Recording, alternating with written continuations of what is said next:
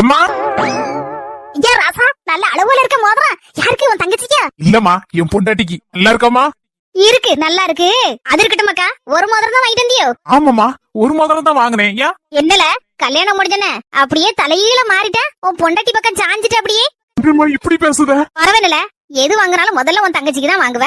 இப்போ சரி, உன் பொண்டாட்டி வந்துட்டா, அவளுக்கு வாங்கி கொடுத்தன, அதே மாதிரி உன் தங்கச்சிக்கு வாங்கி கொடுக்கணும்ல. அது என்ன, உன் பொண்டாட்டிக்கு மட்டும் வாங்கி கொடுக்கல? நீ பேசுறது உனக்கே நல்லா இருக்கா? யாமட்டி, உனக்காண்டி தானே பேசிட்டு இருக்கேன். நேத்து என் புருஷன் எனக்கு ஒரு சேலை, என் நாத்தனாருக்கு ஒரு சேலை எடுத்து தந்தாரு வந்து சொன்னேன். அந்த நீ என்ன சொன்ன? என்னடி உனக்கு மட்டும் எடுத்து கொடுத்தா காணாதக்கும், அவர் தொங்கச்சிக்காரிக்கு இன்னுமா சேலை எடுத்து கொடுத்துட்டு நடக்காரு? மனுஷன் அவரு அப்படி என்ன நார் கிழிச்சா அவர. அப்போ எனக்கு ஒரு நியாயம், அன்னைக்கு ஒரு நியாயம் மாமா. இந்த மன்னிச்சிருமாக்கா, புத்தி இல்லாம பேசிவிட்டேன். அண்ணியை கூப்பிட்டு கொடுனே.